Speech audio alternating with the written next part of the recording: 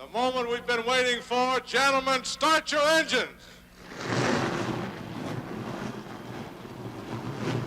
And 40 Grand National stock cars fire up. And we're getting close to the start of the 14th Daytona 500. On the pole, Bobby Isaac, veteran from Catawba, North Carolina, car number 71, a Dodge. Outside, front row, A.J. Foyt, Houston, Texas. In a Mercury, car number 21. In row 2, Cuckoo Marlin in a Chevrolet, Bobby Allison, number 12 in a Chevrolet. Row 3, Richard Brown in a Chevy, Charlie Glotzbach. And Charlie Glotzbach is driving a Dodge this year. Richard Brown, incidentally, a rookie in this race. Row 4, you have Frank Warren and Jim Vandiver in 79 and 31. In row 5, 56 is Jimmy Hurtubise. And number 16 is Mark Donohue. Mark Donohue in his first NASCAR Grand National stock car race ever. Back in row 8, Cale Yarborough returning to the NASCAR Oval here at Daytona. Cale Yarborough in car number 3 in row 8. You look way back in the pack. The two fellows we were talking about, Buddy Baker, Richard Petty, they are in row 16. And around them you have some veteran people like Benny Parsons back in row 17, James Hilton back in row 18, Elmo Langley and Henley Gray back in row 19. There are a lot of prominent names, Chris, back in the tail end of this pack. The economics of racing has put these fellows in a strange position for the 1972 Grand National season, Keith. And trailing the field behind the pace car and the racers, we have a camera wagon. Darrell Duringer is driving that wagon to give you some perspective of what it's like to go around the 2.5-mile oval here at Daytona. Well, the car is entering the tri-oval area. There's the caution light, and we're coming past the start-finish line there. It's banked 18 degrees there, and it's an easy turn, but it's a very difficult one for the cars to negotiate because it's flat out. Notice the litter up against the guardrail next to the spectator area. This will blow up when the race gets underway. Now they enter the first turn. It's banked 31 degrees, and it's flat rather than parabolic. It's only 45 feet across from the bottom of the apron to this concrete guardrail at the top. Very narrow, one would think, but very safe, because when a car does get in trouble, it's not far to that cement wall, and therefore he just wraps it rather than crashes into it. Then the banking lets the car slide down and clear the track. Off the banking and onto this 3,300-foot-long backstretch that is the fastest ride in American automobile racing today. It's flat, billiard table smooth and really fast, and sheltered from side winds by the concrete guardrail, but it is not sheltered from an east-west or a west-east wind, which does affect the handling of the car. Approaching now turn 3, this will build to 31 degrees, and the drivers have their choice of the low, center, or high grooves here. And here's where the bravura comes into effect. Remember, we're only going 90 miles an hour here, just about half as fast as the cars will be going when the race is underway. A little bit of a hump greets the cars as they come off this section of the turn over the tunnel that leads out from the infield of the track. It's down off the banking and onto the straightaway, and just off to the left here is the entry to pit lane that cars will be visiting 4 times at least in the 500. And we're standing by for the start of the Daytona 500. We'll have it for you right after this. Going to be fun to watch this twosome, Buddy Baker and Richard Petty, the red car, number 11, and the red and blue 43, as they try to work their way through the pack and hunt for the leaders off the start of the 14th Daytona 500. And sitting up in front, car number 71, the red one, is Bobby Isaac, the pole sitter, qualified at better than 186 miles an hour. Alongside of him, A.J. Foyt in the black and white Mercury, qualified at right at 184 miles an hour. And right behind them, Bobby Allison, number 12, and Cuckoo Marlin, number 14. The field is made up of 11 72 models, Keith, 17 71s, and a dozen 1970s. And they're off. Now let's watch the shuffle as they head for the first turn. Mark Donohue looking for a hole back there in the 5th row.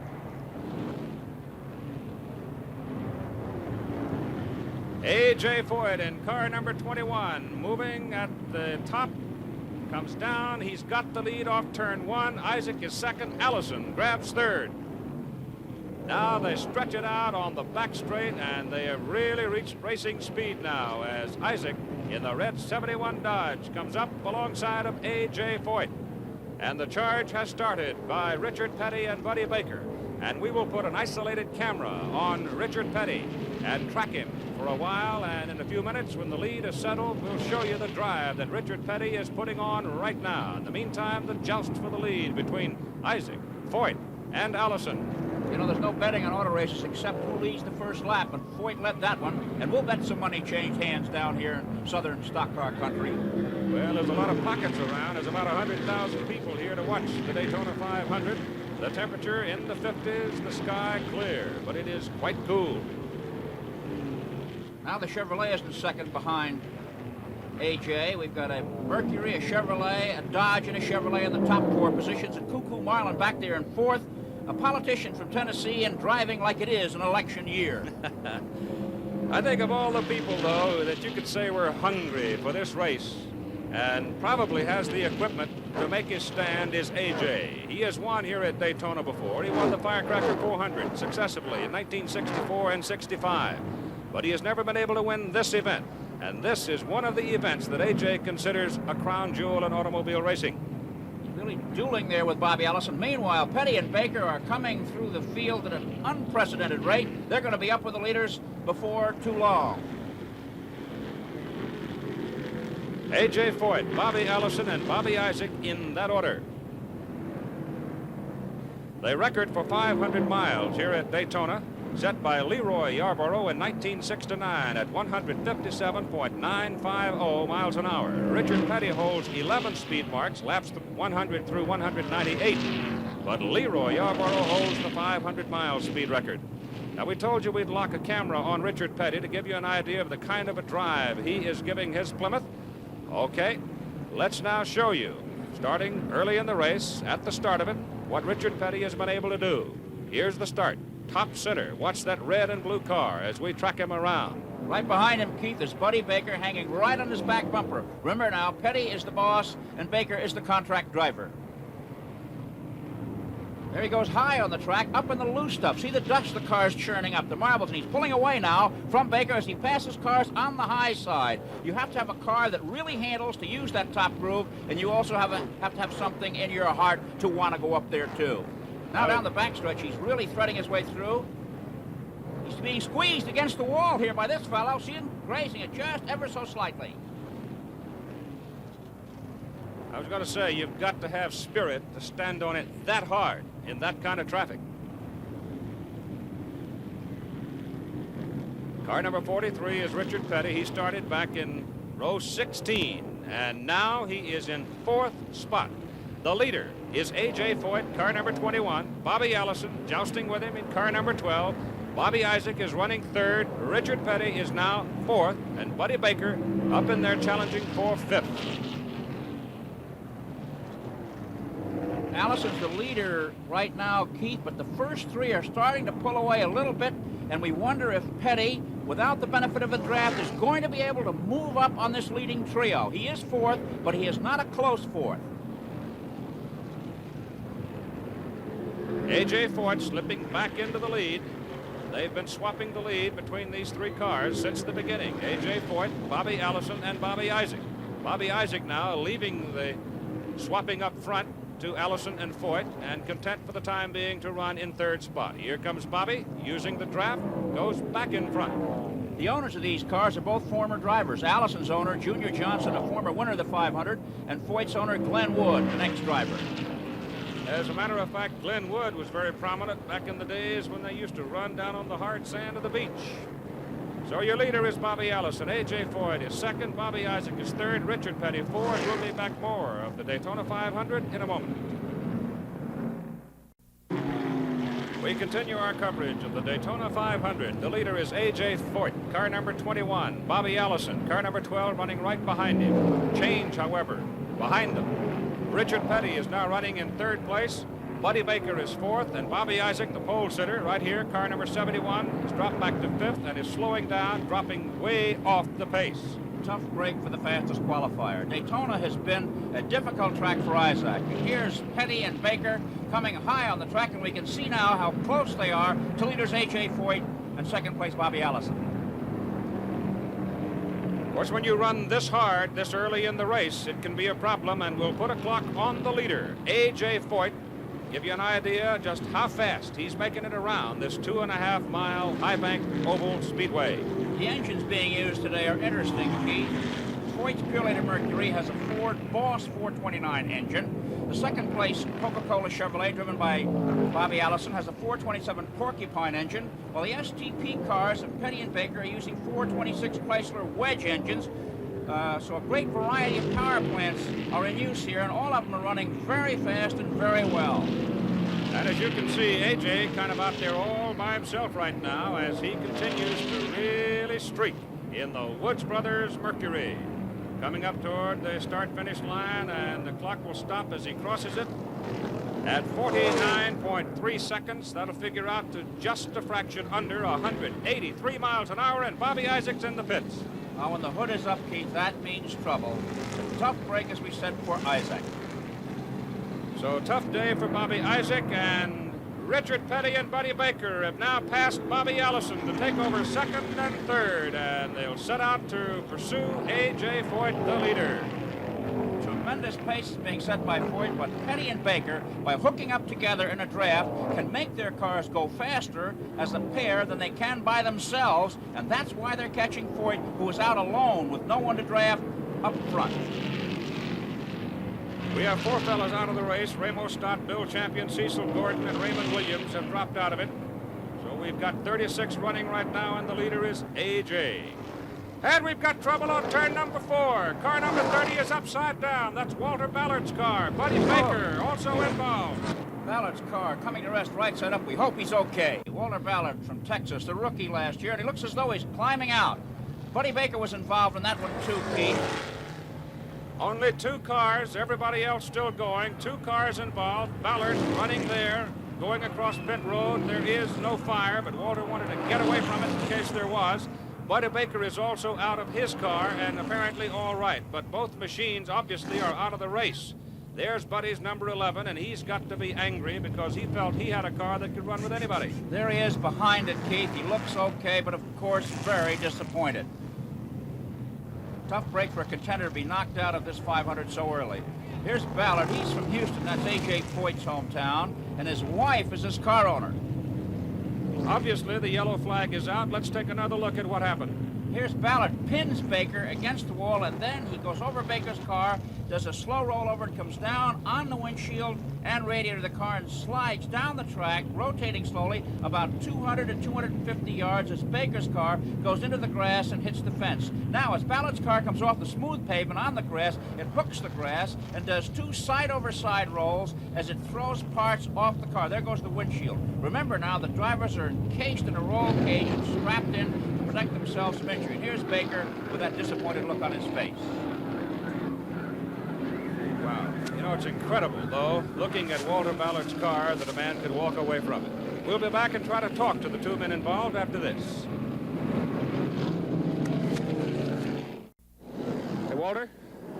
Yes. You all right? Yeah, fine. Oh, must have been a pretty exciting moment, though. Yeah, I guess that's probably the worst ride I've ever taken. Do you have any idea really what caused it, Walter? Yes, I had moved down because I'd seen Richard and Buddy coming up on me, and I'd moved down and let them have room. When I came out of the corner, there was a car. Must have been running 30, 40 miles an hour there. Well, I was hoping that Buddy was back far enough that when I moved over to miss that car that I didn't take him. When I knew when I moved over, I got him. But I didn't have any choice. Either ram that car right in the square in the back end, which I felt like I had a better chance going to the right. That pretty lady holding that hand awful tight looks terribly relieved. It's kind of nice to have that hand, isn't it? It sure is. Good luck to you, Walter. Thank you. It's good to see that Walter is okay. You can't say that for his car. That was once a 71 Ford racing stock car. The damage, however, primarily confined to the body, the sheet metal. $10,000 worth. His 7 kids will help him fix it. You all right, Bud? Yeah, well, as well as possible with a $40,000 race car torn up. It's just one of those things. One of the slower cars was down in the bottom lane, and I guess he was passing somebody or something, and all of a sudden there he was right on top of me, and I was in the 4th lane up there trying to avoid him, but I couldn't get it slowed up. We just collided right coming off the corner, and that sent him turning end over end down the racetrack. I'm just glad that he wasn't hurt. But you are all right then, Yeah, just a little disappointed because I was running real easy, and I think it'd have been an easy race to win, but what can you say? That's just one of those things that happen in racing, I guess. You're a great one. We'll see you again. Thank you. The yellow flag's still out. Obviously, it's going to take a little while to clean up the track. The field has bunched up. That means that Richard Petty has closed behind the leader, A.J. Foyt. Mark Donohue has also gone out with a bad engine in his Matador. We'll be back here later. Right now, let's join Jim McKay for International Professional Skiing Championship at Boyne Mountain in Michigan.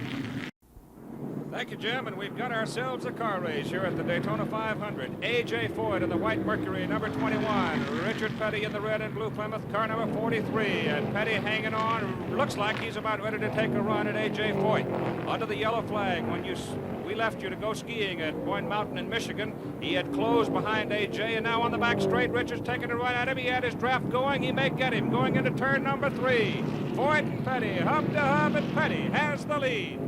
1959 on this very track, the day it opened, that Richard Petty discovered drafting. He was the first man to find out about it and the first man to put it to practical use, and he's been doing it for 14 Februaries here at Daytona.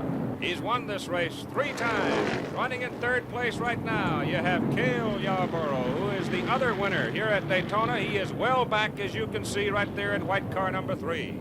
You know, it's been a tough race mechanically for these 100 and some miles, Keith. 11 cars are out of it, 9 for mechanical reasons and 2 for the crash. Red Farmer, the National Sportsman Champion, has fallen by the wayside. Jimmy Finger and Buddy Arrington are out of it. And here's one driver who's having mechanical trouble right now, Bobby Allison. Notice the patch on his windshield. He caught a piece of flying debris and it starred the windshield. It's been taped up. Now, coming down for the pits is Cale Yarborough. Mark Donohue's car, the Matador, retired with valve trouble. We'll be back with more from Daytona in a moment. This is Keith Jackson along with Chris Economaki. You're watching the Daytona 500 on ABC's Wide World of Sports. And the leader, Richard Petty, in red and blue. Of course, he used to drive an all Petty blue car, but now there's some red on it since he tied the knot with Andy Granatelli. In second place, A.J. Foyt. Richard Petty due for a pit stop, and we've been waiting and watching for him, and now as he's backed off the pace and is slowing down, obviously he is headed for the pits, and as far as we can tell, Chris, this will be a routine stop for him. Routine stops here at Daytona Beach involve a tank full of gas up to 22 gallons and usually 2 tires, outside or inside, depending on the turn. Now, there's 5 men allowed over the wall. There's A.J. Foyt on the back stretch. If he can come around to the start-finish line before Richard gets out, why, he'll have the lead. The other men over the 5 are tire technicians checking the wear on the tires. They're really not doing too well. At 15 seconds, the car is still up, and Foyt comes around turn 4. He's going to snare the lead this time. Gasoline spilling out of the left rear corner of the car, and this is a slow pit stop. Very slow. And it's going to give Foyt the lead, so Petty loses the lead in the pits this time.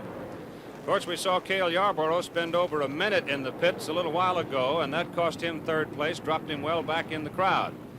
A.J. Foyt, the tough Texan, is in the lead, and incidentally, you'll see a special feature on ABC's Championship Auto Racing Sunday. One tough Texan, A.J. Foyt at Phoenix. I think you'll enjoy the story of A.J. 5:30 Eastern, 4:30 Central, 5 Pacific Time. Sunday, ABC's Championship Auto Racing. That's tomorrow. Just before the start of today's race, Chris Economaki talked with A.J., noting the fact that A.J. had run second in one of the qualifying races. Well, A.J., the big one is here, but you got outrun in the qualifying race. You think you can pick up the speed necessary to win the one today? Well, Chris, it's another day and another race. We're not going into the race to get beat, so we're just going to have to wait and see. I think our chances are real good. You're starting up front. How will you drive the race? Will you try to lead it, or will you let someone else set the pace? I'm going to try to lead it as much as I can today and go the distance, mainly flat out all day long. Those comments just moments before they fired the engines for the start, and that's Jimmy Hurtubise, and he's got some sheet metal flapping. Hurtubise is the only driver in the race that was a veteran of the old beach course, and here A.J. now slowing down, heading for the pits, and let's see how the Wood Brothers does in servicing the Mercury. Of course, it's easy to remember the work of the Woods brothers if you've ever seen them, for example. Now, Foyt giving the indication what some of the things he wants done, but I can never forget the first pit stop today when they took him in, put him out on the track in 17 flat. Let's put a clock on it and see how they do in this one. Notice the jack is under the middle of the car, and by jacking it up, it lifts both the right side wheels. These men at work have been likened to ballerinas. Remember, they did a 17-second pit stop earlier. 18.4, and there'll be some locker room talk about who did some sloppy work on this one. I'm sure there will be. Meantime, Richard Petty, running up there at the top of the screen, has regained the lead from A.J. Foyt. So it's Petty, Foyt, and we'll continue from Daytona right after this.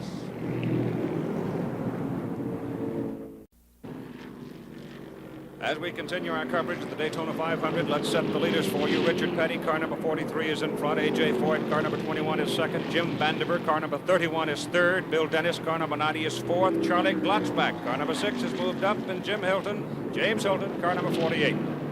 Dennis won a sportsman race here yesterday and is having a big weekend. If he can keep that number 90 going, he'll have some prize money to take back to Richmond, Virginia. There is the pursuer, A.J. Foyt. There is the leader, Richard Petty. And Petty is slowing down. Richard Petty is slowing down. He is not due for a pit stop. So let's watch as he comes around the corner and see what's happened to Richard Petty, the leader. There's smoke under the car. He's in trouble. A.J. Foyt's going to come around and take the lead, and Petty may be through. He may be through. Smoke boiling up in the car and coming out the back, and that color smoke, Chris, usually means engine trouble. But here's the tip. He's turning into the garage area. He's not going to his pit. He is out of it. So Richard Petty, who had made such a dramatic charge from way back in the pack to lead the race, and almost 100,000 people come up with the news that Richard is out of it. A.J. Foyt leads it. Jim Hurtubise is still running with that sheet of metal flapping on the left side of the car. The left front fender is loose. Foyt is running these drivers into the ground. There goes another engine. Hurtubise has just lost an engine, and Foyt is right behind him. There's all sorts of stuff and goo coming out, and there he's spinning in his own oil on the track, and there goes Foyt by. But nobody else spins behind him. Oftentimes, when you drop an engine, you drop oil on the track, and everybody makes it through there, but it does bring out the yellow flag. Here's Hurtubise in that smoking car. It was a wild ride for the veteran driver. As I said earlier, he's the only veteran of the sand on the track today. So Herc's all right. Comes out, gives it a little kick. He's out of the race. Richard Petty behind the pit wall, changed his clothes, wiped off. Let's find out what happened. Same old question, Richard. What happened? Well, I think it dropped the valve about halfway down the backstretch. It started skipping, and I just brought it in. You haven't had a whole lot of luck the last week, have you? No, it just looked like this whole month really has been sort of a bad omen on us. Coming down here, we lost a trailer wheel off a trailer and had a hard time getting through inspection, and then we had trouble in the 125-mile races, so really wasn't a whole lot we didn't expect. You're going to get Andy looking over his shoulder, you know that. Might have to paint that thing blue all over to get it to go again. Richard, good luck to you down the road. Thank you. It's been a long time, Keith, since Richard Petty has been 0 for 2 at Daytona. And here comes Foyt into pit lane. He's pointing to his windshield, and he apparently caught a good dose of the oil coming out of Hurtubise's car. Well, Chris, he's sort of at the point now. If this turns out to be a routine quick pit stop just to clean off the windshield and get some visibility for him, of course, while he's there, they'll give him more fuel and they'll change that right side rubber. But he's kind of in a position now where he can cool it. Well, this is a quick pit stop, but it's not routine. It's unscheduled, and it's upset their thinking about how many stops he's going to make in the 500. But they're working hard, and that oil is sticky stuff. 3 men on it, getting that windshield clean, and away he drags. The yellow is still out. It'll be quite a while before they can get all the oil swapped off the back straight where Jim Hurtubise dropped his engine. We'll be back here at Daytona later. Right now, let's rejoin Jim McKay, Boyne Mountain, Michigan, for more international professional skiing with a slalom competition coming up. Right, Jim, thank you. And we are headed, as they say, downhill. A.J. Foyt with 2 laps to go. The information passed from the Woods Brothers pit. And if he can keep it going, he's going to go home with $38,400. Running in second place right now is Charlie Glotzback, Jim Vandiver, Benny Parsons, James Hilton, Cale Yarborough, all still running. Some of the favorites to reflect back on what has happened. Richard Petty out with a blown engine. Mark Donahue out with engine trouble. Bobby Allison looks like he's going to finish, but he's running with a very sick engine and has been for about 200 miles. Buddy Baker, of course, wrecked, and Bobby Isaac went out early with ignition trouble. Keith, this is the beginning of NASCAR's big Grand National season. There's a 500-lap race in Richmond, Virginia tomorrow, and then the California 500 at the Ontario Motor Speedway in California on March the 5th, and the Carolina 500 comes up at Rockingham, North Carolina on March the 12th. And the white flag is up for A.J. Foyt, and he has been out in front, running easy by himself for 119 consecutive laps. So he has really dominated this race since Richard Petty blew his engine and went to the garage. The clocks say that he's going to win at better than 160 miles an hour, Keith. He'll be the first over 160 mile an hour winner at 161.5 miles an hour going in. The old record set by Leroy Yarborough, 157.95 in 1969. So this massive crowd, and they've estimated it at 98,000 plus, coming up with the cheers for the tough Texan from Houston, A.J. Foyt. He told us before the race he wanted to run it hard, lead all the way if he could, and he hasn't led all the way, but most of the way, and he wins the Daytona 500, and that's an appropriate sign, isn't it? While the jubilation goes on with the Woods brothers, Charlie Glotzbach of Georgetown, Indiana will finish in second place. Jim Vandiver, Charlotte, North Carolina, third. Benny Parsons, Ellerby, North Carolina, fourth. James Hilton, Inman, South Carolina, finishes fifth. And Cale Yarborough of Timminsville, South Carolina, comes in sixth place. 19 of the 40 starters still running, Pete. So the entire pit crew jumps on car number 21, A.J. Foyt's winning mount as they head for Victory Circle and pick up money, $38,400. And A.J. has won the stock car race that he's always wanted to win, the Daytona 500. Now this is Keith Jackson along with Chris Economaki saying so long from Daytona International Speedway in Florida.